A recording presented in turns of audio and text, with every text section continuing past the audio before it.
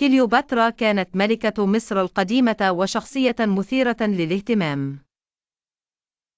ولدت عام 69 قبل الميلاد في مدينة الإسكندرية في مصر. كانت تنتمي إلى الأسرة البطلمية، وهي الأسرة التي حكمت مصر بعد وفاة الإسكندر الأكبر. كليوباترا كانت معروفة بجمالها وذكائها وقدرتها على إدارة الأمور السياسية. أصبحت ملكة مصر وهي لا تزال صغيرة بعد وفاة والدها، وقد شاركت حكم البلاد مع شقيقها. واحدة من أكثر القصص الشهيرة حول كليوباترا هي علاقتها بالقيصر الروماني يوليوس قيصر. سافرت كليوباترا إلى روما لكي تلتقي بالقيصر، وعاشا معا لفترة قصيرة قبل اغتياله.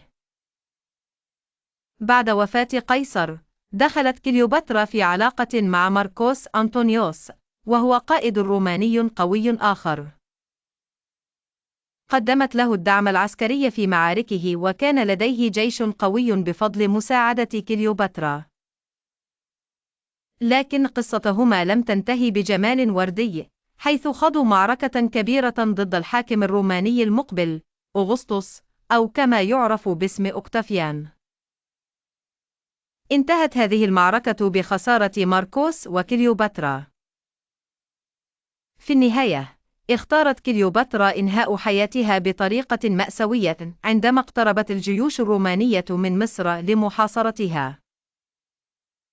يقال إنها اختارت الموت عن طريق لدغة أفعى، مما جعل قصتها حاضرة في أذهان الجميع حتى اليوم. كليوباترا ليست فقط ملكة عظيمة، بل هي شخصية ملهمة تذكرنا بالذكاء، القوة، والشجاعة التي يمكن للمرأة أن تظهرها في مواجهة الصعاب. توت عنخ آمون هو واحد من أشهر الفراعنة في التاريخ المصري القديم، ومع ذلك فإنه لم يكن فرعوناً قوياً أو طويل الحكم.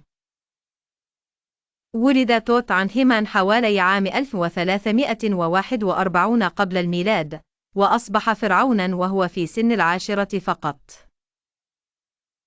حكم مصر لفترة قصيرة، ولكن اكتشاف مقبرته في وادي الملوك عام 1922 هو ما جعله شهيراً بشكل خاص.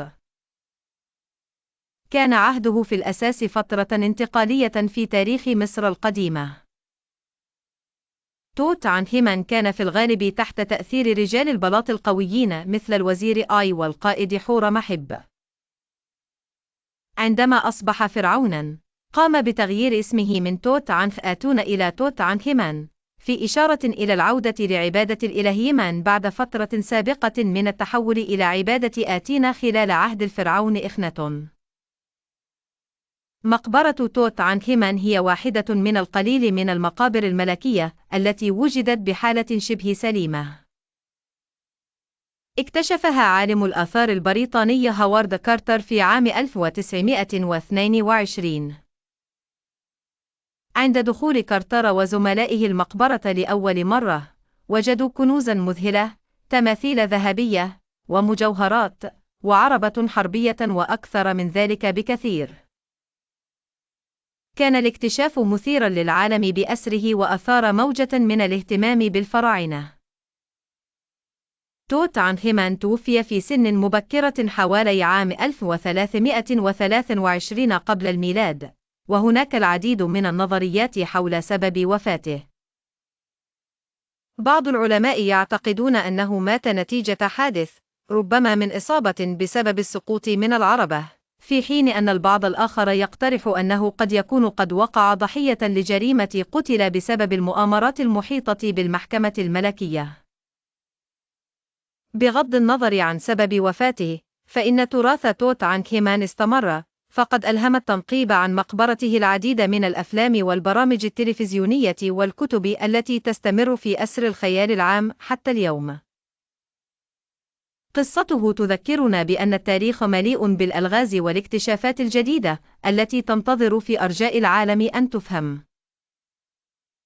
هكذا يخلد اسم توت عنخ آمون في ويعتبر أحد رموز مصر القديمة التي لن تنسى.